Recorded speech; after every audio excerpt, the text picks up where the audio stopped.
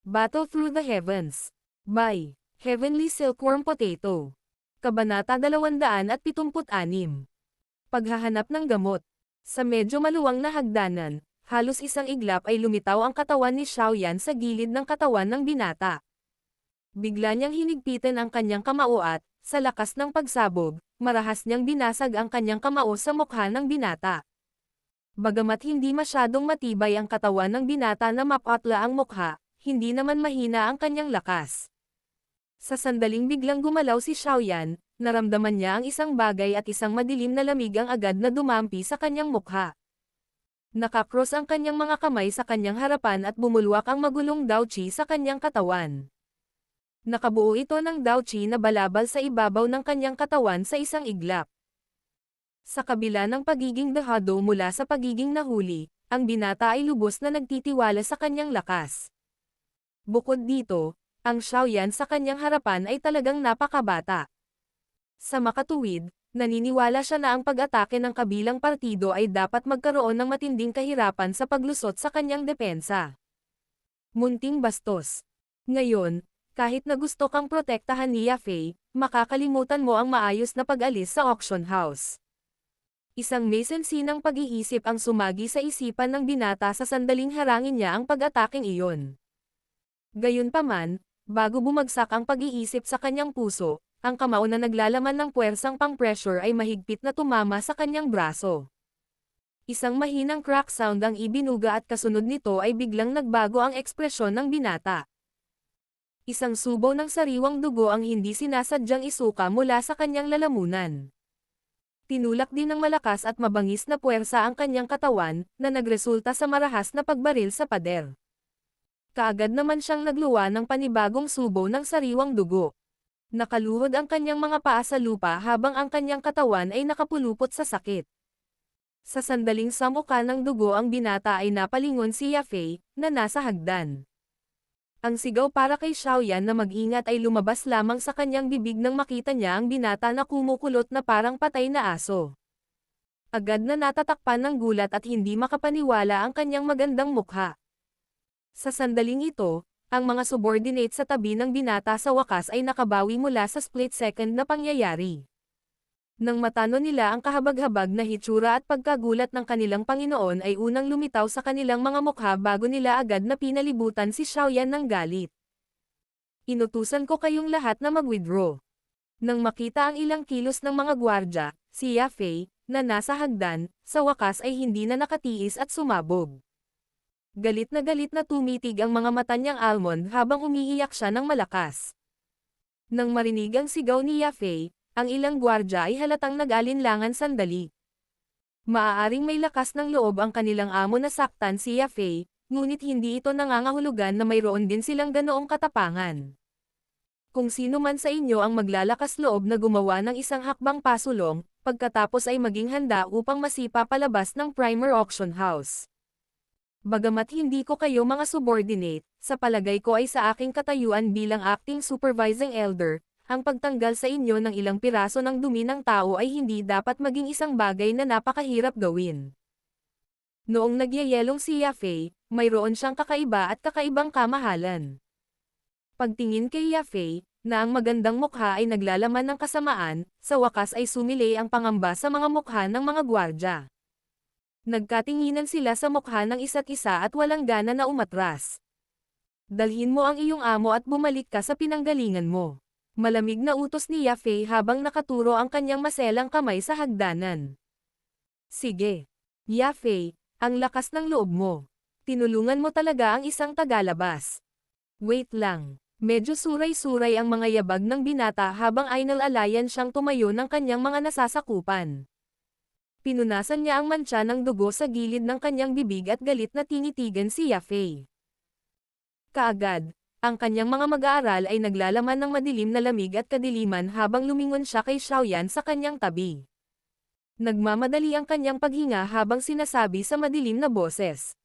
Mabuti, mabuti. Munting bastos. Kung may lakas ka ng loob, maghintay ka lang.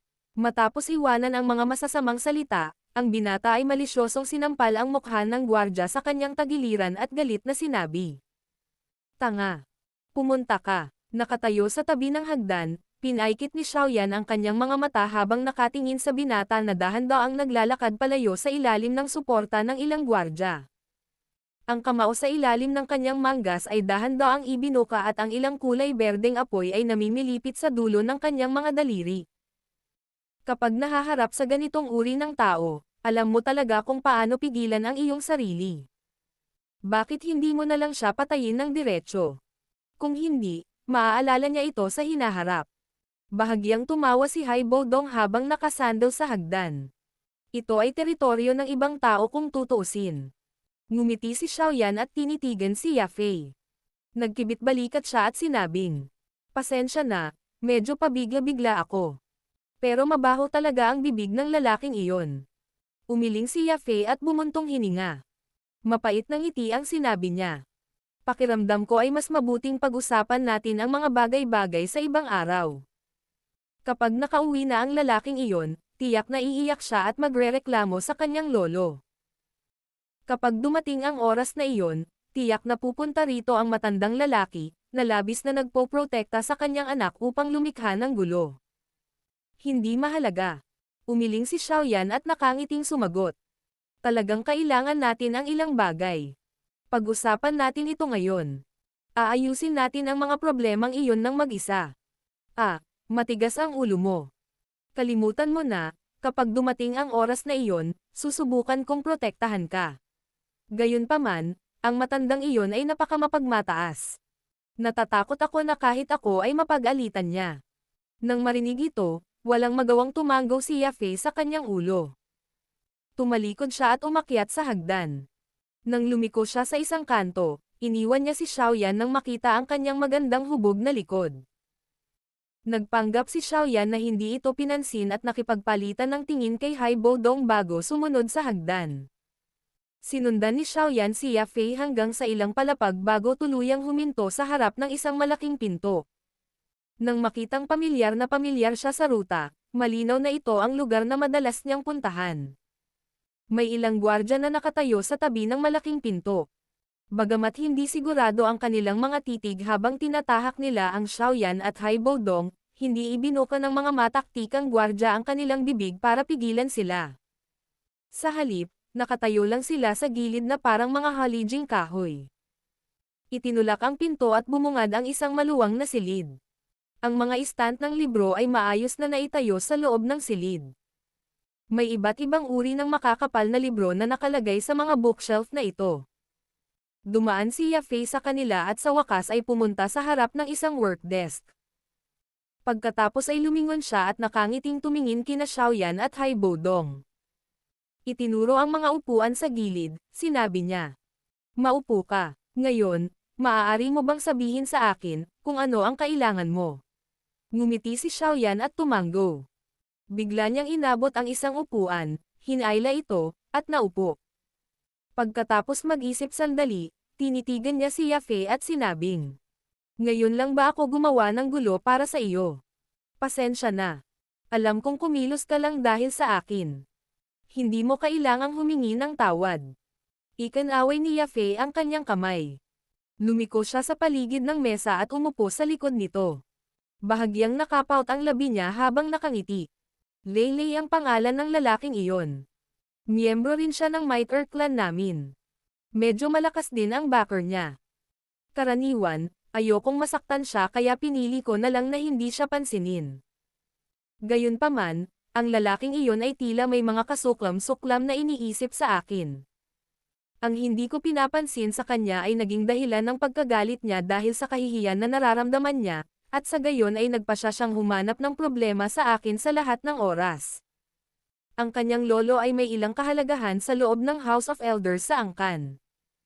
Kaya naman, ako ay walang magawa kapag nahaharap sa napakakapal na mukha ng lalaking ito.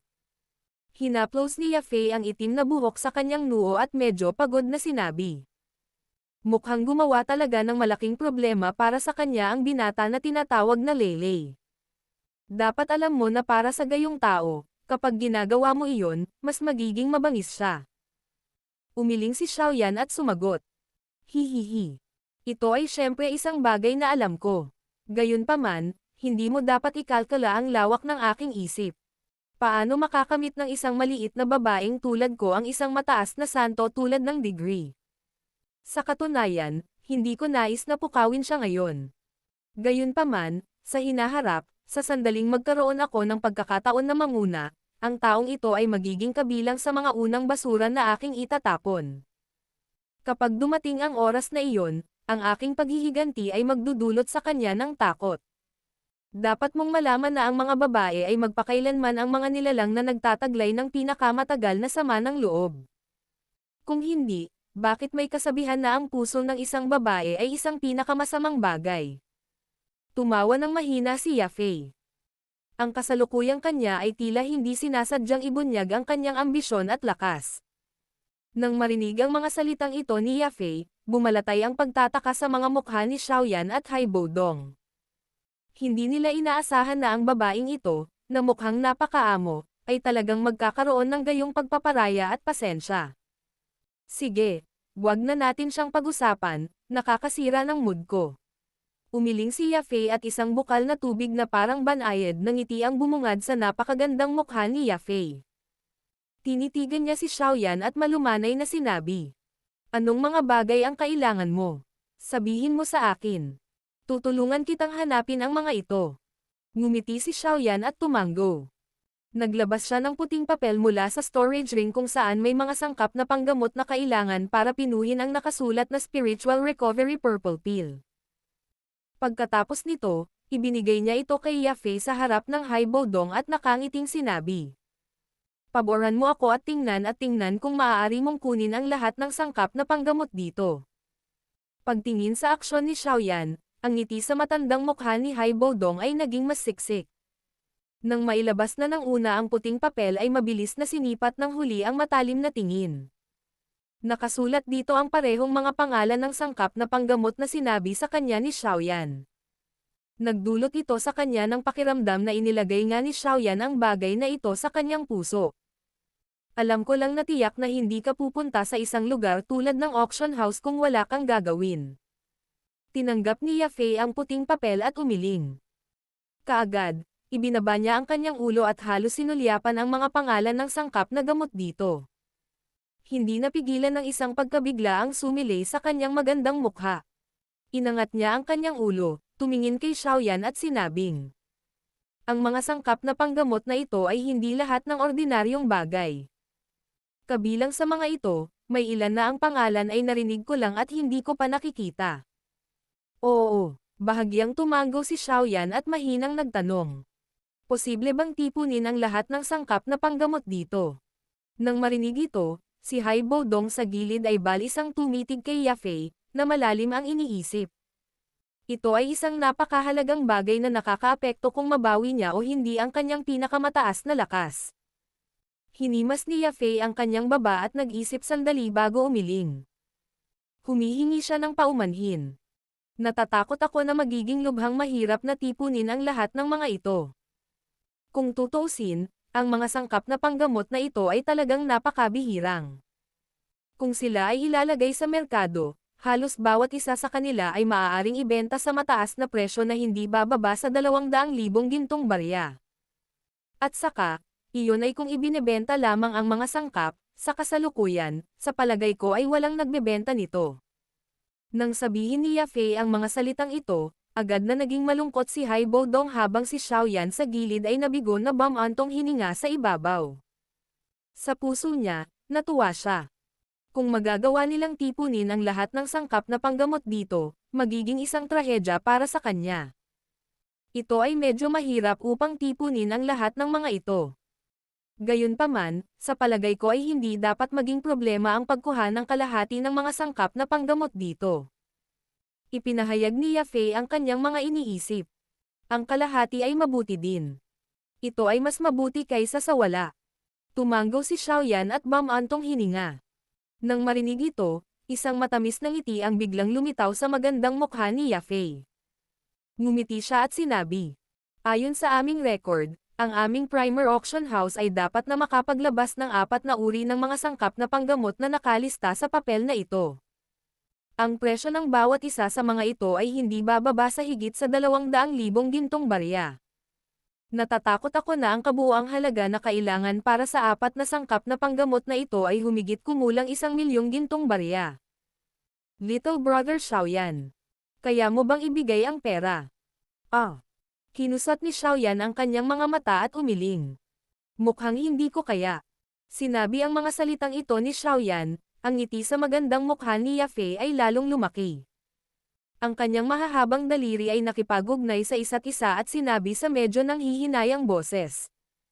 Little brother Xiaoyan, ngayon ay wala na tayo sa Wutan City. Dito, kahit na ang nakatatandang kapatid na babae ay handang tumulong sa iyo, wala akong awtoridad na gawin iyon. Bukod dito, ang napakalaking halagang iyon ay lampas na sa jurisdiction ng aking pinamamahalaan. Hinaplos ni Xiaoyan ang gilid ng kanyang mukha at sinabing, kung gayon, ano ang dapat kong gawin? Bagamat ang 1,000,000 gintong barya ay hindi maliit na halaga, malaki ang tiwala sa iyo ng nakatatandang kapatid na babae. Nagkataon, ang aming primer clan ay nagre-recruit ng isang alchemist sa panahong ito. Kung interesado si Little Brother Xiaoyan, magagamit mo ito para bayaran ang bayarin. Ang isang Tier 2 medicinal pill ay maaari ding ibenta sa murang halaga. Sa tingin ko, kasama si Xiaoyan, dapat madaling ayusin ang bayarin. Ang magagandang mata ng Lotus Blossom ni Faye ay nakakurbo sa isang mababaw na anggulo, na nakakabighani ng mga tao na parang espiritu ng fox. Battle Through the Heavens. Kabanata 277. Tumigil. Ibinebenta ang sarili ko. Nang marinig ito, si Xiaoyan ay saglit na nawalan ng malay. Agad naman siyang tumawa ng mapait at umiling. Inikat niya ito, hinarap si Hai Baodong at ikan-away ang kanyang kamay. Ikaw na mismo ang magayos. Ako lang ang may pananagutan sa pagdadalisay ng medicinal pill. Ang mga sangkap ng gamot ay dapat na isang bagay na dapat mong alalahanin. Nang makita ang sitwasyon, walang magawang umiling si Hai Baodong. Tumayo siya at naglabas ng napakagandang purple gold card mula sa kanyang storage ring. Pagkatapos nito, bigla niyang inihagis ito sa mesa at sinabing, munting binibini, pumunta ka at mabilis na kunin ang mga sangkap na panggamot para sa akin. Talagang iniisip mo na panatilihin siya dito kasama itong 1,000,000 mo. Talagang minamaliit ang halaga niya. Natigilan si Yafei habang nakatitig sa purple gold card na may 7 kulay pilak na linya sa ibabaw nito. Sumili ang pagtataka sa mukha ni Yafei. Sa madalas na pakikipag-ugnayan sa hindi mabilang na malalakas na tao, natural na malinaw sa kanya na ang ganitong uri ng purple gold card ay isang bagay na tanging ang mga may lakas ng isang dawang lamang ang may kwalipikasyong gamitin. Posible bang ang mukhang hamak na matandang ito ay talagang isang dawang? Unti-unting nawala ang ngiti sa kanyang magandang mukha.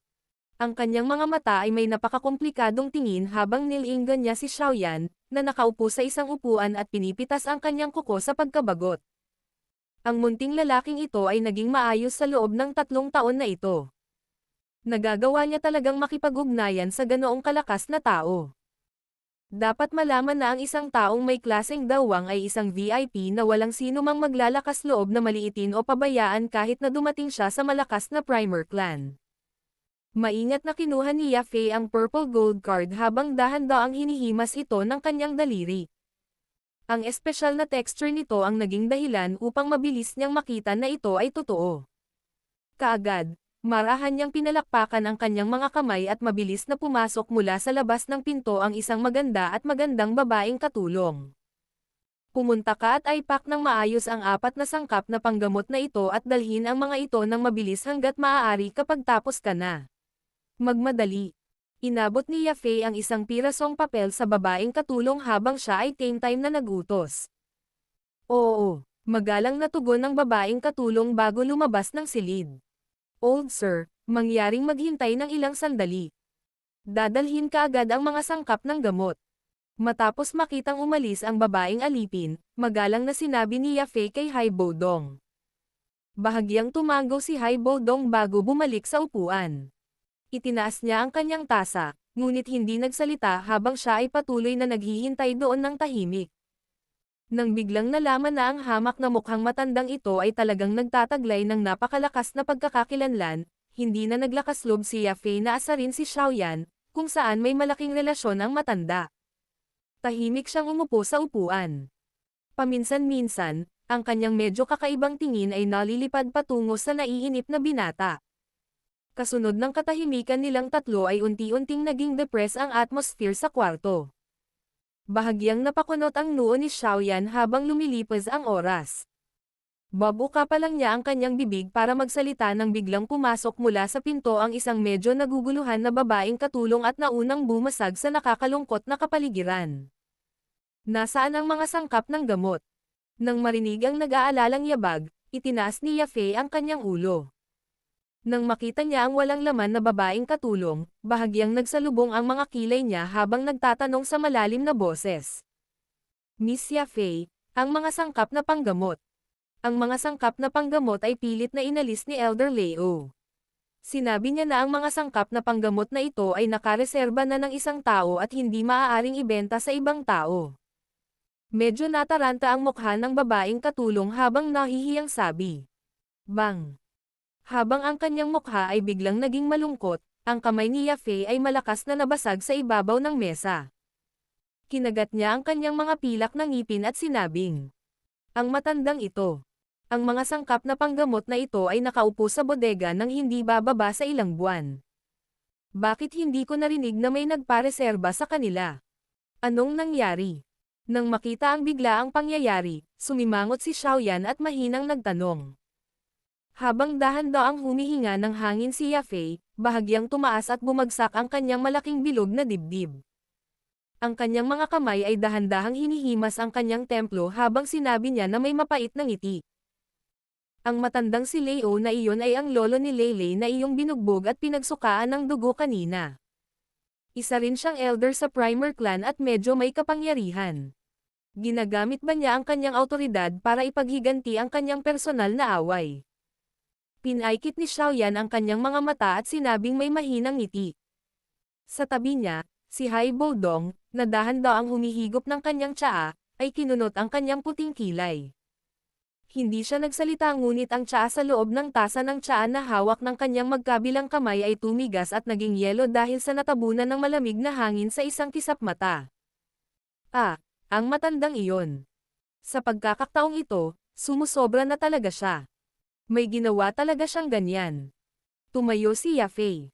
Bahagyang madilim at madilim ang kanyang magandang mukha habang sinabi niya ang babaeng katulong sa gilid. Akayin mo ang daan. Ako mismo ang pupunta at mga tuwiran sa kanya. Nang marinig ito ng babaeng alipin, mapagkumbaba lamang na tumalima at tumango. Tatalikod na sana siya ng isang matandang malamig na nguso ang lumabas sa kwarto. Hanapin mo ako para mga tuwiran. Sige. Gusto ko rin makita kung sino talaga ang nang-ahas na saktan ang apo ko dito. Nang marinig ni Yafei ang malamig na ungol na ito, mas naging siksik ang lamig sa kanyang magandang mukha. Ang kanyang mga kamay ay nakadikit sa ibabaw ng mesa habang malamig niyang tinitigan ang ilang mga tao na nagkukumpulan sa silid mula sa pintuan. Nangunguna sa grupo ang isang matandang nakasuot ng napakagandang damit na medyo makulimlim ang mukha. Nakasunod sa likuran niya ang maputlang mukha na binata at ilang gwardya. Sa sandaling ito, ang binata ay gumagamit ng masamang tingin upang marahas na titigan si Xiaoyan na nakaupo sa isang upuan. Elder Leo, ano ang ibig sabihin ng iyong aksyon? Bagamat isa kang elder sa angkan, kailan ka nagkaroon ng karapatang makialam sa mga usapin ng auction house? At saka, naglakas loob ka talagang hadlangan ang mga sangkap na gamot na iniutos ng isang customer. Sinusubukan mo bang maging sanhi ng pagkawala ng reputasyon ng ating primer auction house? Ang magandang mukha ni Yafei ay napuno ng lamig habang galit na nakatingin sa matandang lalaki. Marahas niyang nilagyan siya ng malaking sombrero. Sa ilalim ng mabigat na malaking sombrero na ito na naging sanhi ng kahirapan sa paghinga ng mga tao, ang mukha ng matandang tinatawag na Leo ay hindi maiwasang bahagyang magbago. Gayunpaman, kaagad siyang tumawa ng malamig. Hoy, napakagandang opisyal na presensya. Yafei, huwag mong isipin na isa ka ng tunay na elder. Kapag nagawa mong alisin ang pag-arte mula sa acting supervising elder, maaari kang pumunta at makipag-usap sa akin ng ganito. Ngunit sa palagay ko ay hindi ka magkakaroon ng ganoong pagkakataon. Bilang acting supervising elder para sa Primer Auction House, talagang pribado mong dinala ang mga tagalabas sa mahahalagang lugar ng aming angkan ng walang autorisasyon at nasaktan pa ang isang kapwa-miyembro ng angkan. Kapag nagsimula na ang susunod na pagpupulong ng House of Elder, seryoso kong hihilingin sa ibang mga elder na tanggalin ang iyong posisyon para sa mga pagkakasala na ito. Pagkapasok sa silid, ang madilim at masamang tingin ni Leo ay bumungad kay Xiaoyan at Haibodong. Ang batang si Xiaoyan ay hindi naging dahilan upang siya ay bigyang pansin. Tanging ang Tier 2 Alchemist Badge sa kanyang dibdib ang nagresulta sa kanyang puso na nakaramdam ng panandaliang sorpresa. Gayunpaman, ito ay isang sorpresa lamang. Sa kanyang katayuan, nakipag-ugnayan siya sa napakaraming Tier 2 Alchemist. Sa makatuwid, ang karamihan sa kanyang linya ng paningin ay nakatuon sa walang ekspresyong Haibodong. Gayunpaman, sa kanyang matalinong kakayahan, natural na hindi niya makita ang pundasyon ni Haibodong. Kaagad, ang kamangmangan sa kanyang puso ay hinayaan ang kanyang sarili na maging walang takot. Kung ang kabilang partido ay nasa dowling o isang dawang na klase, dapat ay nadetect niya ang ilang pagbabago sa enerhiya. Sa kasalukuyan, gayunpaman, naramdaman ni Leo na ang buong katawan ni Haibodong ay walang kahit katiting na bakas ng daloy ng enerhiya. Mayroon lamang dalawang posibilidad para dito. Ang isa ay ang kabilang partido ay isang taong nalampasan ang isang dawang, isang dawang. Ang isa pa ay ang lakas ng kabilang partido ay napakahina kaya nahihirapan ang mga tao na maramdaman ang Daochi na naruroon sa kanyang katawan. Bagamat walang mga kwalifikasyon si Leo upang makilala ang lahat ng mga dawang sa Jiama Empire, nakakuha pa rin siya ng pagkakataong makita silang lahat. Sa kasamaang palad, ang iilang dawang na iyon ay hindi ang Haibodong sa harap niya. Pagkatapos, ang tanging paliwanag na natitira ay ang pangalawa. Elder Leo, marahil ay nakalimutan mo ang ilan sa mga nakatagong tuntunin ng auction house. Ang ilan sa mga malalaking kliyente ay may kwalifikasyon na pumasok sa lugar na ito. Tungkol naman sa usapin tungkol kay Lele, ito ay ganap na kanyang kasalanan. Hindi masisisi ng isa ang iba sa pagkilos upang turuan siya ng leksyon. Malamig na sabi ni Yafei. Isang babae na matalim magsalita. Malaking kliyente. Hoy, sige. Halika at sabihin mo sa akin kung ano ang pagkakakilanlan ng 2 taong ito at hayaan mo akong husgahan kung gaano sila kalaki. Naabot ba nila ang kwalifikasyon tulad ng sinabi mo? Pinagdikit ni Leo ang kanyang mga labi at madilim na sumagot. Ang kanyang mga koneksyon ay medyo maganda sa loob ng Jiama Sacred City. Alam niya ang ilan sa mga medyo malalaking kalakasan sa lungsod pati na rin ang ilan sa mga lakas na iyon na mga panginoon ng iba pang nangingibabaw na lungsod. Gayunpaman, hindi pa niya nakita noon si Xiaoyan o Haibodong. Nang marinig ang mga salita ni Leo, medyo matamlay si Yafei. Alam niya ang pagkakakilanlan ni Xiaoyan, ngunit ang Xiao clan ay malayong matakot kay Leo, na sikat sa clan sa pagiging mayabang at dominanti. Para naman sa iba pang Haibodong, wala siyang kahit katiting na palatandaan ng background nito. Nang makita ang walang imak na si Yafei, ang mukha ni Leo ay tila nasiyahan. Madilim niyang sinabi. Mukhang hindi rin masyadong malinaw ang pamangkin tungkol sa pagkakakilanlan ng kabilang partido. Naglakas loob ka talagang dalhin ang mga estranghero na ito sa mahalagang bakuran ng aming clan. Mukhang hindi ka talaga angkop na kunin ang posisyon na ito. Dahil pinilit ni Leo sa ganitong paraan, ang mukha ni Yafei ay agad na naging malungkot. Kinagat niya ang kanyang mga pilak ng ngipin at sinabi. Hindi ako makikipagtalo sa iyo tungkol dito. Ang mga sangkap na panggamot na iyon ay unang binili nila. Nabayaran na nila ito ngunit pinahinto mo ang mga kalakal sa kanilang paglalakbay.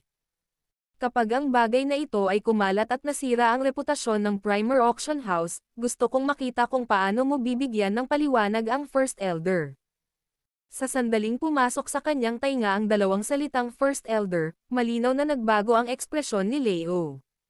Ang pangalang ito ay halatang may deterrent effect sa kanya. Gayunpaman, Nang itagilid niya ang kanyang ulo para sulyapan ang maputlang mukha ng kanyang mahal na apo, isang galit ang sumibol. Malamig siyang ngumiti at sinabing, ang mga sangkap na panggamot na iyon ay na-reserve na ng isang tao. Kaya lang ayoko ng kaso na hindi natin maisasaalang-alang sa kanya ang bagay na iyon sa hinaharap kapag siya ay dumating at nangongolekta ng mga ito. Ikaw, kalokohan. Matangkad ang mukha ni Yafei. Sa harap ng kanyang hindi makatwirang argumento, ang kamay ni Yafei ay hamampes sa ibabaw ng mesa. Siya ay talagang nagalit hanggang sa siya ay direktang gumamit ng mga kahalayan. Kung may isang tao na nagpareserba ng ganoong kalaking bayarin, paano ko hindi malalaman? Elder Leo, ang pamamaraang ito ng paggawa ng mga bagay ay talagang hindi angkop sa iyong posisyon bilang isang elder. Galit na sinabi ni Yafei. Talagang personal kung iuulat ang bagay na ito sa First Elder. Habang nagsasalita siya, galit na tumayo si Yafei. Tinitigan ang kanyang aksyon, si Xiaoyan, na kanina pa nananatiling tahimik ay sa wakas ay nagpakawala ng mabagal na buntong hininga. Tumayo siya, naglakad sa gilid ng mesa at hinayla si Yafei. Pagkatapos nito, idiniin siya nito sa upuan, tinapik ang kanyang ulo at nakangiting sinabing, malinaw na hindi malulutas ang mga bagay na ito sa pamamagitan ng pangangatwiran. Hayaan akong pumalit. Huwag mong subukan ang anumang nakakatawa. Ang matandang iyon ay isang dowling. Kahit gaano kaka-abnormal, hindi mo talaga siya matatalo. Ang matalik na kilos ni Xiaoyan ay naging sanhi ng bahagyang pamumula ng magandang mukha ni Yafei. Bahagya siyang nagpumiglas saglit, ngunit ni Katie Ting na tugon ay hindi niya nakuha. Nakatitig sa nakangiting maselang at makisig na mukha, medyo nagmamadali niyang sabi. Sa totoo lang, wala akong gagawin. Ngumiti si Xiaoyan, tumalikod at tumingin kay Hai Baodong sa upuan. Mahina niyang sinabi. Old Hai, si Yafei ay nasa ganitong kalagayan dahil sa iyong bagay. Huwag kang uupo lang doon at panoorin ang palabas. Gawin ang sa tingin mo ay kinakailangan. Battle Through the Heavens. Kabanata 278. Murang bastos. Nang marinig ang mga salita ni Xiaoyan, si Yafei sa likod niya ay tumigil din sa kanyang pakikibaka. Napatitig ang kanyang tingin sa matanda na kanina pa nilalaro ang kanyang tasa. Naalala ang purple gold card mula kanina, dahan-dahan siyang kumalma. Sa kabilang banda, inilipat din ni Leo ang kanyang tingin sa Hai Baodong pagkatapos magsalita ni Xiaoyan. Nang makita ang walang pakialam na ekspresyon ni Hai Baodong, nanliit ang mga mata ni Leo. Bahagyang nabahala ang kanyang ulo nang magtanong siya sa mahina at mahinang boses. Ikaw. Dahan-daang umiling si Hai Baodong bago tumangala. Ang kanyang tingin ay walang malasakit gaya ng 10,000 taong Yelong Glacier habang siya ay random na sumulyap kay Lebo. Agad niyang ibinaba ang ulo para panoorin ang tasa ng tiyaan na na-freeze din. Pagkatapos ng maikling katahimikan, sinabi niya. Primer Tengshan. Buhay pa ang basurang iyon, tama ba? Ang kalmado at walang malasakit na boses ay walang alinlangan na parang kulog, marahas at biglaan, na nagpapakilala sa presensya nito sa tabi ng mga tainga ng mga nasa silid na hindi kasama sina Xiaoyan at Yafei. Naiyuyugyug sila hanggang sa maging mapurol sila na parang halijing kahoy. Oh Diyos! Siya! Talagang nagsasalita siya tungkol sa First Elder sa ganoong paraan. Ang First Elder ay isa sa 10 malakas sa Jiama Empire. Little Brother Xiaoyan, ano nga ba ang pagkakakilanlan nitong old sir? Bahagyang ibinuka ni Yafei ang kanyang maliit na bibig, nakakalokong tinitigan ni Yafei si Hai Baodong, na nakaupo sa isang upuan. Ang First Elder na itinuring na parang Diyos sa Primer Clan ay naging isang basura sa kanyang bibig. Kung ang mga salitang ito ay ikakalat sa ibang bahagi ng Primer Clan, malamang na magdulot ito ng matinding galit. Sa kabilang banda, si Leo at Leylay sa tabi niya ay parehong natigilan sa mga salitang ito ng Hai Baodong. Bahagyang umawang ang sulok ng kanilang mga bibig. Maliwanag, napakalaki ng epekto ng mga salitang ito sa kanila. Clock. Matapos ang pagiging mapurol ng mahabang panahon, sa wakas ay nagsimulang gumaling si Leo. Hindi niya sinasadyang napalunok ng laway. Ang kanyang mga mata ay naglalaman ng pagtataka at pagkataranta habang nakatitig sa Hai Baodong. Ang tono na ginamit niya sa pagsasalita ay malinaw na mas magalang. Ikaw. Wala kang karapatang tawagan ako ng ganyan. Dahan-daang hinaypan ni Haibodong ang tasa ng tsaa na naging yelo habang mahina niyang sinabi nang hindi man lang itinaas ang kanyang mga mata. Ang mga sobrang masasakit na salita na ito ang naging dahilan ng pagkawala ni Leo. Agad na bumungad sa dati niyang mukha ang pagkalito. Sa maraming taon mula nang siya ay maging isang elder, wala siyang nakakausap sa kanya sa ganoong paraan.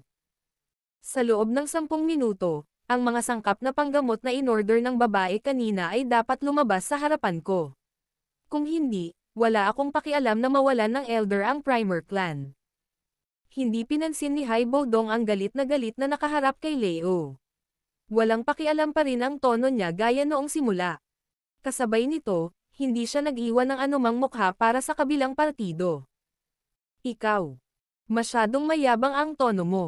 Alam mo ba kung sino ang lolo ko? Nang makita si Leo na sinaway sa ganoong paraan, isang galit ang bumalot sa puting-puting mukha ni Leyley sa tabi niya, na hindi pa nakakita ng kahit sinong nang ahas na magsalita ng ganoong paraan sa kanyang lolo. Pinigilan din ng kanyang galit ang pagkabigla na nilikha ni Haibodong kanina, at hindi niya maiwasang mapaiyak. Mabilis na matapos ang mga salita ni Leyley, isang malamig na ngiti ang lumitaw sa mukha ni Xiaoyan. Marahan niyang sinabi. Bastos na tao.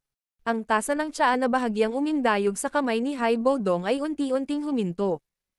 Inangat niya ang kanyang ulo at ipinukol ang kanyang malamig na tingin kay Leyley hanggang sa pumuti na ang mukha ng huli.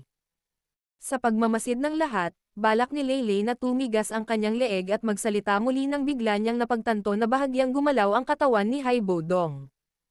Mag-ingat ka. Sa sandaling gumalaw ang katawan ni Haibodong, biglang nanliit ang mga mata ni Leo. Ang kanyang katawan ay gumalaw ng paalang at mabilis na huminto sa harap ni Leyley.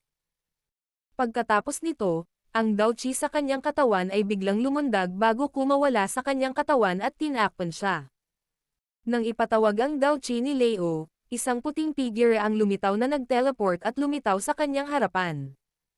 Ang nakakakilabot na bilis na iyon ang naging dahilan ng pagliit ng mga mata ng una. Ang figure ng tao ay tumindig at ang isang lumulutang na palad na may dalang nagyayelong lakas ng paglamig ng buto ay walang ingat na tinapik si Leo sa dibdib kung saan ang kanyang Daochi ay nagkakamal. Glug.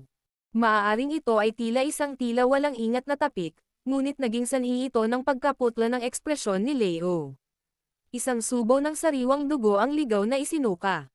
Kaagad, ang dugo ay pinagsama-sama sa isang pulang yelo sa gitna ng hangin at dumapo sa lupa na may malinaw na tunog. Ang mabangis na puwersa ay naging sanhi ng pagbaril sa katawan ni Leo pabalik. Agad, siya at si Leyley ay malakas na nabangga sa dingding. Sa ilang segundo, ang dalawa ay naglalabas ng mga alon ng masasakit na helenghing. Ang mga bantay sa likod ni Leo ay natigilan habang pinagmamasdan nila si Leo na malubhang nasugatan sa isang strike lamang. Nanginginig sa takot ang kanilang mga kamay na nakahawak sa kanilang mga sandata. Talagang nakalimutan nila ang kanilang tungkulin na protektahan ang kanilang Panginoon. Lolo, ayos ka lang ba? Dahil sa pagiging protektado ni Leo, si Leyley ay hindi nakatanggap ng napakalubhang pinsala. Umakyat siya sa sobrang hirap. Nang makita niyang mas mapatla pa ang ekspresyon ni Leo kaysa sa kanya, dali-dali siyang tumawag. Daw. Daw Huang. Ang malamig na chi sa kanyang katawan ay naging dahilan upang ang buhok ni Leo ay talagang natatakpan ng manipis na frost layer. Nanginginig ang kanyang bibig nang bigla niyang tinitigan si Haibodong at gulat na sinabi. Isang malakas na tao na nagawang magdulot ng malubhang pinsala kay Leo nang hindi niya nakikita ang anino ng una. Malinaw na alam ng puso ni Leo na isang dawang lamang ang nakakagawa ng ganoong bagay. Nang marinig ang ilang salitang ito, biglang nanginig ng husto ang katawan ni Leyley. Isang takot ang lumitaw sa kanyang mukha habang pinapanood niya ang Haibodong. Hindi niya inaasahan na ang hamak na mukhang matandang ito ay talagang isang dawang. Nagsimula na ang 10 minuto. Siguradong hindi ko nababawiin ang mga sinabi ko. Pagkalipas ng 10 minuto, dapat lumitaw sa harapan ko ang mga sangkap ng gamot. Kung hindi, kahit na lumitaw si Primer Tengshan, mamamatay ka ngayon. Napatingin si Haibodong sa kanilang dalawa habang walang pakialam at dahan-daang sinabi. Bilis, dali. Dali-dali at dalhin ang mga sangkap na panggamot. Nang marinig ang mga salitang iyon, isang takot ang bumungad sa mukha ni Leo. Nagmamadali niyang sinigaw si Leylay sa tabi niya. Oo, oo. Ang parehong labis na takot na si Leylay ay nagmamadaling tumayo, gumagapang at natisod palabas ng silid. Pinapanood si Leo na naging sobrang masunurin sa isang kisap mata, mapait na ngumiti si Yafe at umiling. Ang matandang ito ay talagang isang murang bastos. Dao Huang. My God. Ang Xiaoyan na ito ay talagang kakilala ng napakalakas na tao. Hindi nakapagtataka na may lakas ng loob siyang pumunta sa kabisera. Tiningnan ni Yafe ang balon sa kanyang harapan. Lalo niyang naramdaman na ang taong ito ay mas mahirap makita. Tumayo mula sa kanyang upuan, magalang na pinanood ni Yafe si Haibodong habang nahihiyang nagtanong. Kilala ba ni Old Sir ang aming First Elder? Hindi pa rin namatay ang walang kwentang lalaking iyon. Dahan-daang bumalik si Haibodong sa kanyang upuan at muling nagsalita ng matapang na pangungusap na naging dahilan ng pagkibot ng katawan ni Leo, na nakahandusay sa lupa. Ang matapang na mga salita na ito ng Haibodong ay nagdulot din ng kaunting kahihiyan kay Yafe. Mahina niyang sinabi. Mabuti ang lahat sa First Elder. Maaari ko bang tanungin ang pangalan ng Old Sir? Kapag nakita mo ang walang kwentang tao, sabihin mo lang sa kanya na ako, si Haibodong, ay hindi pa namatay. Natural na malalaman niya. Mahinang sabi ni Haibodong. Oo, nang marinig ang mga salitang iyon, magalang lamang na tumugon si Yafe. Ang kanyang mga kamay ay nag-cross sa isa't isa, tila nawawala. Ang sulok ng kanyang mga mata ay biglang naanod sa purple gold card na nasa mesa at nagmamadaling pinulot ito, balak na ibalik sa kanya. Ayon sa mga alituntunin, ang isang Dao Huang ay masisiyahan sa gayong marangyang pagtrato. Hindi mo na kailangang ibalik. Hindi niya kukunin. Nang makita ang aksyon ni Yafe, ngumiti si Xiaoyan at ibinaling ang tingin kay Haibodong at nagtanong. Tama ba ako, Old Hai? Ikaw, itong lalaking ito. Ang batang babae na ito ay hindi mo man lang kasintahan. Kailangan mo ba siyang tulungang makatipid ng kaunting pera? Kinagat ni Haibodong ang kanyang mga labi at walang magawang sinabi. Nang lumabas ang mga salita ni Haibodong sa kanyang bibig, bahagyang namula ang magandang mukha ni Yafe.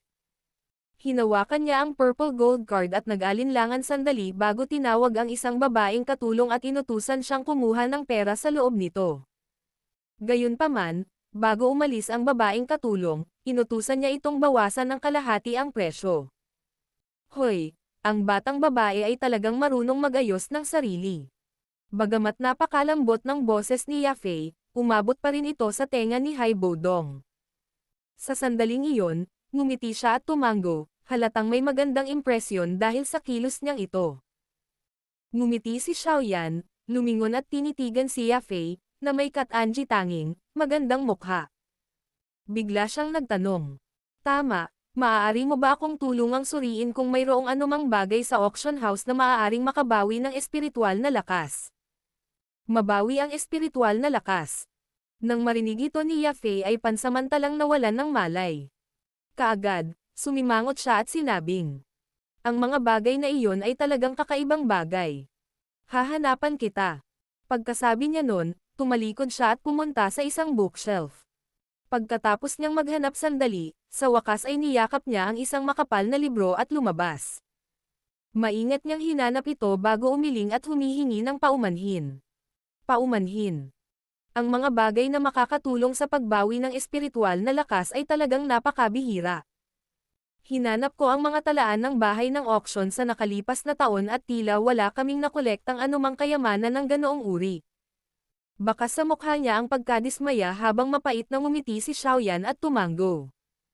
Medyo nasaraan ng loob ang kanyang diwa nang bumalik siya sa kanyang upuan. Nang makita ang pagkadismaya ni Xiaoyan, walang magawa si Yafe na umiling, ngunit walang kakayahang tumulong kahit na gusto niya. Unti-unting damaloy ang oras. Nang malapit nang lumipas ang 10 minuto, sa wakas ay sumugod ang gulat na anino ni Leylay mula sa pinto.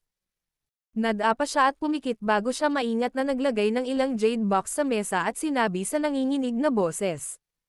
Sir, ang mga gamot na kailangan mo ay nakalagay dito. Wala ni isa sa kanila ang bahagyang nasira. Nang makita ang mga jade box, lumitaw ang kagalakan sa mukha ni Hai Bodong. Maingat niyang binuksan ang mga ito at ngumiti habang iniabot ang mga ito kay Xiaoyan at nag-aalalang sinabi. Suriin ang mga ito at tingnan kung ang mga ito ay tamang sangkap na panggamot. Tinanggap ni Xiaoyan ang jade box at pinagmasdan silang mabuti. Pagkatapos nito, tumanggaw siya sa ilalim ng nag-aalala at nag-aalalang mga tingin ni Leo at Leyley. Oo, magaling sila. Ang mga sangkap na panggamot ay napreserba ng maayos at ang kanilang mga edad ay sapat na. Mabuti naman. Nang marinig ang kumpirmasyon ni Xiaoyan, nagpakawala ng mahabang buntong hininga si Hai Bodong. Lumingon siya at malamig na nagsalita kay Leo. Maligaw ka. At, ang babaeng ito ay labis na nakalulugod sa aking paningin. Bumalik ka at sabihin kay Primer Tengshan na ang unang salita ng acting supervising elder ay maaaring ihinto. Nang marinig ito, kumubuli ang sulok ng bibig ni Leo. Nagmamadali siyang tumango at sa suporta ni Leyley, umalis siya sa kahihiyan. Dahil nakuha natin ang mga bagay, aalis na ba tayo? Matapos maimbak ng maayos ang jade box, nakangiting sabi ni Hai Bodong. Bahagyang tumango si Xiaoyan. Magpapalam na sana siya kay Yafei ng isang babaeng katulong ang pumasok sa silid at magalang na nagsabi kay Yafei. Miss Yafei, si Miss Nolan ay gustong makita ka tungkol sa isang bagay. Nolan. Nolan Yanran. Ang dalawang salitang ito, na halos ipinagbabawal na mga salita sa puso ni Xiaoyan, ay naging dahilan ng pagkalito niya. Mabilis na sinundan iyon, ang kanyang ekspresyon ay agad na nagdilim. Battle Through the Heavens. Kabanata 279. 7 Magical Green Spirit Saliva.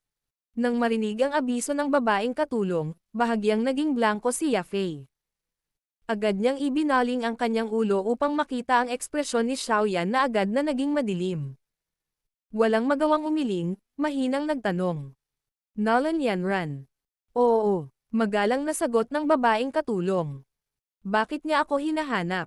Bahagyang pinagdikit ni Yafei ang kanyang mga kilay at mahinang bamulong. Bamantong hininga siya at tinitigan si Xiaoyan, humihingi ng tawad. Paumanhin. Okay lang. Ito ang iyong gawain. Hindi naman kasi kita masisisi. Napangiti si Xiaoyan. Nawala ang ilang kadiliman sa kanyang mukha nang iwagayway niya ang kanyang kamay at sinabing. Baka ayaw mo siyang makilala ngayon, kaya maghintay ka muna dito. Pagkatapos kong tanungin ang dahilan ng pagpunta niya, makikita ko kayong dalawa. Nilaybot ni Yafei ang mga magagandang mata kay Xiaoyan at sa tahimik, walang malasakit na Hai Bodong at sinabi sa paraang mausisa. Ganon din naman. Pagkatapos mag-isip ng ilang sandali, bahagyang tumango si Xiaoyan. Ang kasalukuyang siya ay ayaw ngang makilala ang babaeng iyon ng ganoon kaga. Sa makatuwid, hindi niya tinanggihan ang mungkahi ni Yafei sa sandaling iyon. Nang makitang pumayag si Xiaoyan, nakahinga ng maluwag si Yafei. Nang dumaan sa gilid ng babaeng katulong, sinabihan siya ni Yafei na bantayan silang dalawa ng maayos bago mabilis na lumabas ng silid. May hinanakit ka ba sa Nolan Yanran na iyon? Tinitigan ang likod na nawala sa likod ng pinto, hinawakan ni Hai Bodong ang tasa ng tsaa na naging yelo at nagtanong sa medyo nagtatakang boses. Oo, tumanggaw si Xiaoyan at dahan-dahang umupo sa upuan. Medyo pangit ang ekspresyon niya. Huwag mong sabihin sa akin na may kinalaman sa kanya ang pagpunta mo sa Misty Cloud Sect. Habang sinusulyapan niya si Xiaoyan, nagulat si Hai Bodong at agad siyang nagtanong ng nakatulala. Sa pagkakataong ito, hindi sumagot si Xiaoyan at sumimsam lang ng kanyang tsaa. Ang kanyang singkit na mga mata ay naglalaman ng mahinang malamig na kislap. Sa pagtingin sa ugali ni Xiaoyan, alam ni Hai Bodong ang sagot at hindi niya ipinagpatuloy ang kanyang pagtatanong. Dahan-dahan niyang ipinilig ang ulo. Tila medyo naintindihan niya ang layunin ni Xiaoyan na magtungo sa Misty Cloud Sect. Gayunpaman, medyo nalilito pa rin siya kung ano ang ginawa ng babaeng Nolan Yanran na iyon kay Xiaoyan. Talagang nagawa niyang maging handa ang taong ito na may pambihirang lakas ng pag-iisip na bumuo ng hindi kanais-nais na relasyon sa isang malaking nilalang tulad ng Misty Cloud Sect. Malinaw na ang pagiging nasa isang masamang relasyon sa Misty Cloud Sect sa loob ng Giama Empire ay isang napakatanga. Oh, tama. Bakit ka nakakahanap ng mga bagay na makakapagbawi ng espiritual na lakas? Nasaktan ba ang iyong espiritu? Hindi nagpatuloy ang Haibodong na nasangkot sa bagay na ito. Sa halip, biglang naalala ni Haibodong ang bagay na kailangan ni Xiaoyan kanina at agad na nagtanong ng may pagdududa. Dahan daw ang kumunot ang kilay ni Xiaoyan nang hindi napapansin. Dahan-dahan niyang hinigop ang kanyang tsaa habang ang kanyang puso ay mabilis na kumikilos. Pagkaraan ng ilang sandali, mahinahon niyang sinabi.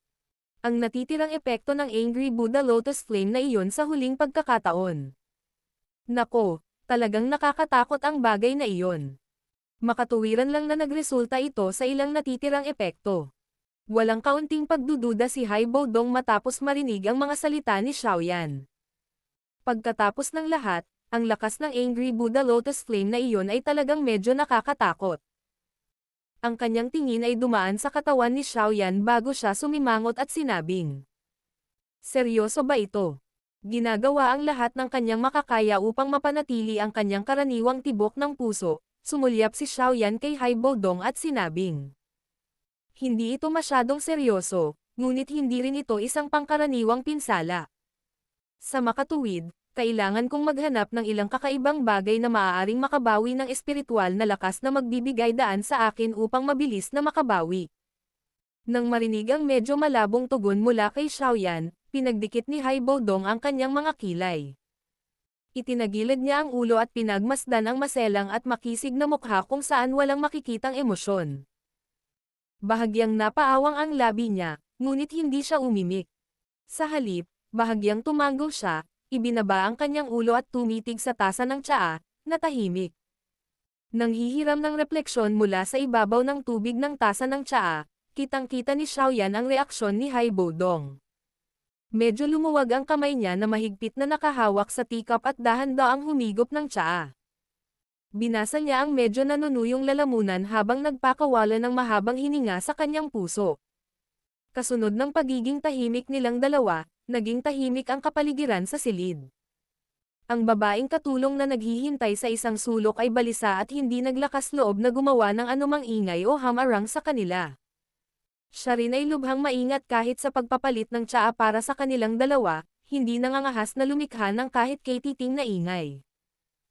Ang tahimik na kapaligiran ay nagpatuloy ng halos kalahating oras nang ang isang nagmamadali at malinaw na klik-klak na ingay ay tumunog mula sa pinto. Kaagad, lumitaw sa paningin nilang dalawa ang tahimik at eleganteng katawan ni Yafei. Umalis na ba siya? Dahan-daang ibinaba ni Xiaoyan ang tasa ng tsaa sa kanyang kamay at walang ingat na nagtanong. Oo, habang naglalakad siya papunta sa silid, magalang na tumango si Yafei kay Haibodong, na may hawak ng kanyang tasa ng tsaa. Agad niyang ibinaling ang tingin kay Xiaoyan habang ang mahahabang daliri niya ay marahang tumapik sa mesa. Pagkaraan ng ilang sandali, sa wakas ay sinabi niya ng may pag-aalinlangan kay Xiaoyan na may pagdududa. Little brother Xiaoyan, kailangan mo ba talaga ang mga likas na kayamanan na iyon? Oo, kailangan ko ito. Bahagyang tumalon ang puso ni Xiaoyan habang tumango siya. Ang kanyang mga tingin ay matamang tumitig kay Yafei at mahinang nagtanong. Mayroon ba ang auction house? Hanggat kaya mo itong ilabas, mabibigyan kita ng kasiya siyang presyo. Ang mga kakaibang bagay na maaaring makabawi ng espiritual na lakas ay napakabihirang. Kahit na sa napakalaking daloy ng mga kalakal sa aming primer auction house, halos hindi namin nakolekta ang mga ganoong uri ng mga item. Umiling si Yafei at walang magawang sinabi. Pagkatapos, ibig mong sabihin ay, bahagyang kumunot ang noo ni Xiaoyan at sinabing, ang aming primer auction house ay talagang walang mga kakaibang item na makakabawi ng spiritual strength. Gayunpaman, ayon sa alam ko, ang isang partikular na angkan sa Giama Sacred City ay may kakaibang halaman na pinangalan ng 7 Magical Green Spirit Saliva. Ang mga ugat ng ganitong uri ng halaman ay maaaring gawing isang uri ng napakahiwagang likidong substance. Ang ganitong uri ng substance ay ang pinakamahusay na nagpapagaling sa spiritual na sangkap. Mapait na ngumiti si Yafei habang sumagot. Oh, talaga. Nang marinig ito, isang kagalakan ang agad na bumalot sa mukha ni Xiaoyan. Nagmamadali siyang nagtanong. Aling angkan? Isang mapait na ngiti ang sumilay sa magandang mukha ni Yafei. Ang kanyang pag-ungol ay tila nag-aalangan. Walang alinlang ang pinagmasdan ni Xiaoyan ang ekspresyong ito ni Yafei. Natarante siya bago niya agad naalala ang isang bagay. Sa sandaling iyon, unti-unting naging malungkot ang kanyang ekspresyon habang sinasabi niya. Huwag mong sabihin sa akin na ito ang angkan ng Nolan. Oo, sila talaga. Walang magawang tumanggo si Yafei. Ang ganoong uri ng kayamanan ay isang bagay na dapat hahangaan at itago ng sinuman. Kahit na hindi isinasaalang-alang ang puot na mayroon ako para sa kanila, sa tingin mo ba ibebenta sa akin ng angkan ng Nolan ang 7 magical green spirit saliva na iyon? Sinapo ni Xiaoyan ang kanyang noo at mahinang sinabi. Gusto mo bang pumunta ako at nakawin ito? Kung wala talaga akong pagpipilian. Sino ang gustong pumunta ka at magnakaw? Ang Nolan clan ay isa sa 3 malaking clan na kasing sikat ng aming Primer clan. Bukod dito, ang ilan sa mga tao ng Nolan clan ay mahahalagang tao sa militar ng imperyo. Kung ang isa ay pag-uusapan ng antas ng depensibong fortification na mayroon sila, tiyak na hindi ito magiging mas mahina kaysa sa ating Primer clan ng. Ang 7 magical green spirit saliva mula sa mabibigat na depensa ng Nolan clan ay hindi magiging madaling gawain. Tiningnan ni Yafei si Xiaoyan na may panunuya habang sinabi sa isang inis na boses. Kung hindi ka mag-iingat, at lalaban hanggang kamatayan sa kanila, maaari mong sirain ang 7 magical green spirit saliva, hindi ba masasayang ang iyong pagsisikap? Kung hindi ako maaaring magnakaw at hindi ako makagamit ng normal na transaksyon sa negosyo, ngunit gusto ko ang 7 magical green spirit saliva na iyon. Ano ang dapat kong gawin? Bahagyang sumimangot si Xiaoyan at sinabing. Ang matandang lolo ng angkan ng Nolan ay minsang nakipaglaban sa isang walang katulad na lason na ranggo ng 5 magic beast, Searing Iron Poison Weed, ilang taon na ang nakararaan. Bagamat sa wakas ay nagawa niyang patayin ito, hindi siya pinalad na tinurok ng huli ang isang lason na naging sanhi ng panginginig ng mga tao sa takot, ang sikat na Searing Poison Weed, sa tingin ko, sa kanyang mahusay na gamot sa katawan. Dapat mong malaman kung gaano kalakas ang ganitong uri ng lason ay may mga tala ng Searing Iron Poison Weed na lumukso sa klase nito at nilason ang ika-6 na Magic Beast hanggang sa mamatay kung hindi dahil sa napakakaunting mga bilang nito na halos hindi mapapansin. Natatakot ako na maraming malalakas na tao sa kontinente ang biglang mag-usap tungkol sa mga bagay na maaaring mag-usap tungkol sa kanilang Fesan. Ay walang kinalaman sa 7 Magical Green Spirit Saliva. Ang bagay na iyon ay talagang nakakalason. Ngunit ito ay tila walang gaanong kaugnayan sa 7 Magical Green Spirit Saliva, hindi ba? Nang marinig ang pangalang Searing Iron Poison Weed, bahagyang nagbago ang mukha ni Xiaoyan at agad siyang umiling at sinabing. Naririnig mo ba lahat ng sasabihin ko? Ibinato kay Xiaoyan ang panibagong tingin ng panunuya, nagpatuloy si Yafei. Noong mga nakaraang taon, umasa si Lolo Nolan sa kanyang malakas na Daochi upang sugpuin ang lason. Gayunpaman, habang siya ay tumatanda, ang backlash mula sa lason ay nagiging mas malakas din. Kalahating buwan na ang nakalipas, ang searing poison na nakatago sa kanyang katawan ay ganap na pumutok. Sa ilalim ng ganitong uri ng pagsabog, ang Lolo Nolan, na ang lakas ay nasa klase ng dawang, ay tuluyang bumagsak. Ngayon, ang buong angkan ng Nolan ay nasa isang ganap na gulo habang sila ay pumunta kung saan-saan upang maghanap ng isang alchemist na magliligtas sa kanya. Naghahanap ng isang alchemist. Sa mga relasyon ni Nolan Yanran, hindi ba siya dapat kumuha ng guhi? Sa kanyang kakayahang magpino, anong uri ng lason ang hindi niya mapapagaling? Mahinang sabi ni Xiaoyan. Kinuha niya siya ngunit kahit si Guhi ay walang kakayahan na tanggalin ang searing poison. Gaya ng ipinahihiwatig ng pangalan nito, ang ganoong uri ng lason ay nagtatago sa loob ng mga buto at maging sa bone marrow. Mahihirapan ang lahat ng medicinal pill na ganap na alisin ito. Umiling si Yafei at tumawa ng mapait. Kahit si Guhi ay walang solusyon. Nang marinig ito, agad na sinabi ni Xiaoyan na may gulat. Oo, tumanggo si Yafei at sinabi ang kanyang iniisip. Bagaman hindi naalis ni Guhi ang lason, nagsalita siya tungkol sa isang paraan na maaaring gumana. Iyon ay upang kontrolin ang isang apoy, ilagay ito sa katawan ni Lolo Nolan at gamitin ang mataas na temperatura upang palayasin ang searing poison na nasa loob nito. Sa kasamaang palad, mayroong napakahalagang kondisyon para dito. Ang apoy ay dapat na isang. Sa makatuwid, ang Nolan clan ay kasalukuyang gumagastos ng malaking halaga para makipag-ugnayan sa mga alchemist na nagtataglay ng Heavenly Flame. Sa kasamaang palad, wala silang nakuhang anuman. Pinangalanan pa nila ang isang magandang presyo na kahit ang ating primer clan ay hinahangad. Tama. Sa loob ng napakalaking halagang iyon, mayroong 7 magical green spirit saliva. Ikanaway ni Yafei ang kanyang kamay. Sino man ang makapagpapagaling kay Lolo Nolan ay makakakuha ng 7 magical green spirit saliva na iyon. Kamakailan lamang, maraming mga alchemist ang nagpunta upang subukan. Sa kasamaang palad, lahat sila ay nabigo ng walang exception.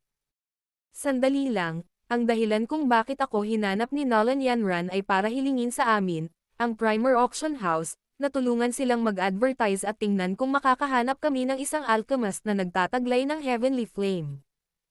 Marahil maaari kang pumunta at subukan. Pagkatapos ng lahat, ang bagay na nangyari noon ay walang gaanong kaugnayan kay Lolo Nolan.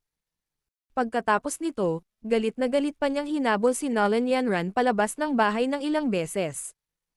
Bagamat, ang kanyang mga aksyon ay hindi permanente. Pinanood ni Yafei si Xiaoyan at sinabi. Nang marinig ito, sumimangot si Xiaoyan. Ang kanyang daliri ay marahang tinapik ang mesa habang siya ay nanatiling tahimik. Battle Through the Heavens. Kabanata 280. Zone Tinitigan si Xiaoyan, na mukhang malalim ang iniisip habang dahan-dahang tumapik sa ibabaw ng mesa, medyo kinabahan si Yafei. Si Lolo Nolan, bilang taong namamahala sa angkan ng Nolan, ay nakabuo ng isang magandang relasyon sa angkan ng primer sa mga taong ito na siya ay nasa kapangyarihan. Kung siya ay bumagsak, kung gayon ang mga pagsasaayos ng pakikipagtulungan sa pagitan ng Nolan clan at ng Primer clan ay maaaring bumaba sa isang panahon ng pagwawalang kilos. Ang ganitong mga pagkalugi ay magiging makabuluhan. Siyempre, natural na hindi inaasahan ni Yafei na mailalabas ni Xiaoyan ang lason sa katawan ni Lolo Nolan sa kanyang lakas. Bagamat pagkatapos ng kanyang pagsasanay, si Xiaoyan ay kasalukuyang mas malakas kaysa dati, hindi pa rin inakala ni Yafei na si Xiaoyan ay maaaring magkaroon ng isang Heavenly Flame, na halos isang maalamat na bagay. Ang pangunahing dahilan kung bakit siya masyadong nagmamalasakit sa tugon ni Xiaoyan ay dahil gusto niyang akitin ang misteryosong gurong nagtatago sa likod ni Xiaoyan upang kumilos. Matapos masaksihan ang kaunting nakakatakot na lakas na ipinakita ng huli sa Wutan City, naramdaman ni Yafei na siya ay misteryoso at hindi maarap. Sa ilalim ng ganoong sitwasyon, kung handa siyang kumilos, ang buhay ni Lolo Nolan, na nakabitin sa isang hibla, ay maaaring tunay na mabawi. Bagaman hindi ko pa ito sinubukan, narinig ko lang ang paraan na inilarawan ni Guhi, sa tingin ko ito ay isang lubhang mapanganib na pamamaraan, hindi. Ang pagpasok ng Heavenly Flame sa katawan ng ibang tao. Hanggat ang taong nagpakawala ng apoy ay may kaunting layuning pumatay o kahit kapabayaan, si Lolo Nolan ay maaaring sa isang iglap ay masunog, kahit na sa isang iglap ay masunog ka pa rin. Iminumungkahi ko na pumunta ako at subukan. Dapat mong malaman na hindi ako sigurado kung kaya kong kontrolin ang aking emosyon ng maayos sa isang sitwasyon kapag naruroon si Nolan Yanran. Pagkaraan ng mahabang panahon na tumahimik, sa wakas ay nagsalita si Xiaoyan. Mapait na ngumiti si Yafei, tumanggo at sinabing. Ito ay talagang isang napakadelikadong bagay. Gayunpaman, ang Nolan clan ay wala ring pagpipilian. Kung hindi man lang sila manggahas na kunin ang panganib na ito, kung gayon si Lolo Nolan ay maaaring wala na talagang pag-asa. Gusto mo bang pumunta at subukan? Habang pinagmamasdan niya si Xiaoyan, lumitaw ang kagalakan sa mga mata ni Yafei. Hanggat pumayag si Xiaoyan, malamang na ang misteryosong guro na nagtatago sa likod niya ay lihim man lang na magbibigay ng ilang mga payo kahit na hindi siya personal na kumilos upang iligtas si Lolo Nolan. Kung iyon ang kaso, ang mga pagkakataon na gumaling kay Lolo Nolan ay tataas ng marami. Kailangan kong makuha ang 7 Magical Green Spirit Saliva na iyon. Ito ay kinakailangan. Pinagdikit ni Xiaoyan ang kanyang mga labi. Ilang sandali pa, bahagyang kumunot ang noo niya at sinabi sa mahinang boses. Mayroon ka bang mga espesyal na tool na makakatulong sa akin na baguhin ang hitsura ko? Dapat mong malaman ang sama ng loob ko sa angkan ng Nolan. Kung makilala nila ang aking pagkakakilanlan, natatakot ako na tiyak na hindi nila ako hahayaang magsagawa ng napakapanganib na pamamaraan ng pagpapaalis ng lason kay Lolo Nolan. Napakahirap. Nang makita ang nakasimangot na si Xiaoyan na mukhang naiinip, mabilis na nag-isip si Yafei bago tumanggo. Nakangiti niyang sinabi. Ang mga espesyal na bagay na kailangan para baguhin ang ekspresyon ng isang tao ay maaaring napakabihira ngunit ang aming auction house ay may natitira pa. Habang sinasabi niya iyon, kumaway siya sa isang babaeng katulong at bamulong sa kanyang tainga. Nang marinig ang utos ni Yan Fei, magalang na tumanggo ang babaeng katulong at mabilis na lumabas. Pagkalipas ng ilang minuto, hawak niya ang isang napakagandang kahon na gawa sa kahoy at pumasok na nagmamadaling yabag. Pagkatapos ay inilagay niya ito sa ibabaw ng mesa. Tinanggap ni Xiaoyan ang napakagandang kahon na gawa sa kahoy at dahan-dahan itong binuksan. Kaagad, nagsiwalat ito ng manipis na maskara na parang balat ng tao. May kaunting curiosity sa kanyang puso, maingat na hinawakan ito ng daliri ni Xiaoyan at marahang inilagay sa kanyang palad. Malamig ang lugar na pinasok nito sa kamay niya. Ito ay kasing manipis ng mga pakpak ng cicada, na para bang wala ito. Ginawa ito gamit ang ice silk na kinuha mula sa isang ice mountain silkworm. Pagkatapos naukit ng isang high-grade craftsman, nabuo ang isang outline ng hugis ng mukha ng tao. Hanggat tinatakpan mo ang iyong mukha gamit ito, dapat itong maitago ang iyong mga tampok sa mukha. Ngumiti si Yafei at sinabi. Ang ice silk mask na ito ay masasabing isang mataas na uri ng item sa ating primer auction house. Kung ilalabas natin ito at ibebenta, magkakaroon ito ng presyo na hindi bababa sa 300,000 gintong barya. Sa pagkakataong ito, ibibigay ko ito sa iyo ng librera. Hindi mo na kailangang magmadali na tanggihan ako. Kung talagang mapapagaling mo ang ating primer Nolan, ang mga benepisyong ito ng ating prime auction house ay lalampas sa 300,000 ginto. Nang marinig ito, nag-isip sandali si Xiaoyan bago bahagyang tumanggo. Hindi niya ibinuka ang kanyang bibig para tumanggi. Pag-angat ng ulo, hinailan ng kamay niya ang ice silk dough at marahang idinikit sa mukha niya. Kaagad, dahan-daang damaloy ang malamig na pakiramdam sa kanyang balat at pumasok sa kanyang katawan. Malabo pang ang nararamdaman ni Xiaoyan na maging ang kanyang mga katangian ay nagsimulang manginig sa sandaling ito. Nakatayo sa isang tabi, tinitigan ni Yafei ang mukha na unti-unting nagiging ordinaryo. Itinaas niya ang labi niya at malumanay na ngumiti, kumuha ng salamin na kristal. Inilagay ito sa harap ni Xiaoyan, ngumiti siya at sinabing. Medyo maganda ang epekto, di ba? Pagbukas ng kanyang mga mata, tiningnan ni Xiaoyan ang kanyang ordinaryong mukha na lubos na naiiba sa kung ano ito noon. Sandali siyang nawalan ng malay. Kaagad, tinanggo niya ang kanyang ulo na may kasiyahan habang may bitbit na kuryosidad. Bagamat umaasa ang malalakas na tao sa chi ng kabilang partido para makilala ang isa't isa, bihira kayong makipag-ugnayan sa angkan ng Nolan. Noon, nagmamadaling umalis si Nolan Yanran. Pagkaraan ng 3 taon, hindi na niya matukoy ang iyong chi. Kaya naman, gamit ang ice silk mask na ito, hanggat hindi ka masusuri ng detalyado, magiging mahirap na matuklasan ang iyong pagkakakilanlan. Nakangiting sabi ni Yafei. Tumanggo si Xiaoyan. Dahan-daang hinaplos ng palad niya ang mukha na natatakpan ng ice silk mask. Pagkaraan ng ilang sandali, tamad niyang sinabi. Kung gayon, pupunta ako at susubukan. Kung matutulungan ko siyang ilabas ang kanyang lason, gagawin ko ang aking makakaya. Bagamat nasabi ko na, ito ay isang bagay na lubhang mapanganib. Kung anumang oras ay hindi maayos ang aking damdamin at kung manginig man ang aking kamay, hindi ako mananagot kung gagawin kong abo ang matandang lalaki. Nang marinig ang huling pangungusap, walang magawang umiling si Yafei. Sabi niya, tutulong ako sa pagsulat ng rekomendasyon para sa iyo. Kapag pumunta ka sa angkan ng Nolan mamaya, ang pagkakaroon ng sulat ay dapat makatulong na mabawasan ang ilang mahigpit na pagsusuri. Oo, guguluhin kita pagkatapos. Ngumiti si Xiaoyan at tumango. Tumalikod si Yafei at kumuha ng isang napakagandang piraso ng papel. Inalalayan ng kamay niya ang ink pen habang bahagyang nakayuko. Ang kanyang katawan ay mahigpit na nabaluktot sa isang kaakit-akit na kurba habang ang kanyang magandang mukha ay nakatuon sa seryoso at dahan-daang pagsusulat sa papel. Ilang sandali pa, marahan siyang bumantong hininga at itinupi ng maayos ang sulat ng rekomendasyong ito bago ibigay kay Xiaoyan. Ngumiti siya at sinabing, "Little brother Xiaoyan, huwag mong hayaang mawalan ng mukha si senior sister. Ito ang unang pagkakataon na nagrekomenda ako ng isang tao. Sana." Walang tiwala si Xiaoyan habang nakangiti. Natanggap niya ang sulat ng rekomendasyon at nakangiting sinabi kay Yafei, "Na problema kita. Ipaubaya mo na lang sa akin ang mga natitirang bagay." Ngumiti si Yafei at sinabi, "Oo, maraming mata sa auction house. Upang malihim ang iyong pagkakakilanlan, hindi kita personal na makikita. Kung kailangan mo ng anumang tulong, malaya kang pumunta at hanapin ako sa Primer Auction House.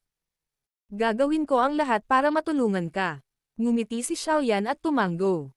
Hindi na siya nagdalawang isip habang winawagayway ang kamay kay Haibo Dong sa gilid. Pagkatapos nito, pinangunahan niya ang daan at naglakad patungo sa pintuan. "Bata, kung si Primer Tengshan, ang walang kwentang lalaking iyon, ay magtanong tungkol sa akin, sabihin sa kanya na kapag may oras ako, pupuntahan ko siya at bibisitahin siya.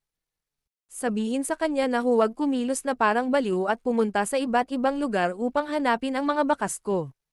Tamad na tumayo si Haibo Dong, sumulyap kay Yafei sa gilid at mahinang nagsalita. "Ah. Oo, old sir." Nang marinig ang mga salitang ito, si Yafei ay nalilito. Agad naman siyang ngumiti ng mapait at tumango. Bago niya makuha ang buong pag-unawa sa relasyon ng kabilang partido sa First Elder, masunurin lamang siyang tumugon. Tinitigan ang dalawang likod na nawala sa pintuan, nag-isip sandali si Yafei. Pagkatapos nito, lumabas siya mula sa kabilang pinto. Isang dawwang na lumilitaw sa Primer Auction House ay isang malaking bagay at kailangan niyang mag-ulat sa interior ng clan. Siyempre, bukod sa pag-uulat, natural siyang magreklamo tungkol kay Leo at Leyley. Sa pintuan ng Primer Auction House, nakatayo si Xiaoyan sa junction ng kalye. Habang pinagmamasdan niya ang pagtaas-baba ng daloy ng tao, dahan-dahan siyang napabuntong hininga. Itinaas niya ang kanyang ulo at tiningnan ang gitnang posisyon ng lungsod. Sa lugar na iyon ay kung saan matatagpuan ang isa sa tatlong pinakamalaking angkan sa Jiama Empire, ang Nolan Clan. "Tara na." Ipinasok ni Xiaoyan ang magkabilang kamay sa kanyang manggas at mahinang sinabi. Kaagad, kumalma ang kanyang ekspresyon at dahan-dahan siyang naglakad patungo sa malaking angkan na minsan ay isa pa niyang tahanan. Sa gilid ng Jiama Empire at ang dalawa pang malalaking imperyo, nakatayo ang isang sikat na lumang akademya.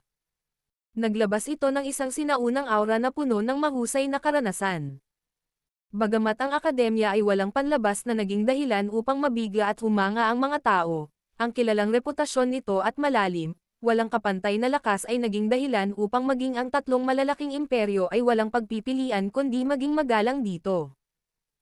Hindi sila nang ahas na magpakita ng kaunting kawalang galang o pukawin ito sa anumang paraan. Sa loob ng lumang akademya, may mga estudyanteng nagtitipon mula saan man. Sa kanilang sariling teritoryo, kung saan ang kanilang mga angkan ang namamahala, maaaring mayroong mga tao ang nangungunang talento o mga henyo sa bibig ng kanilang paksa. Gayunpaman, ang mga henyo ay lumilitaw na nakabalot sa 12-dosenang dito. Sa makatuwid, ang mga taong nagtataglay ng talento sa pagsasanay na maipagmamalaki nila sa kanilang bayan ay mga tao lamang na halos hindi kwalipikado dito. Sa seremonya ng pagpasok para sa lahat ng mga bagong estudyante, Ang matandang lalaki na tila inaantok na parang papasok na sa kanyang kabaong ay nagsabi lamang ng dalawang maiikling pangungusap.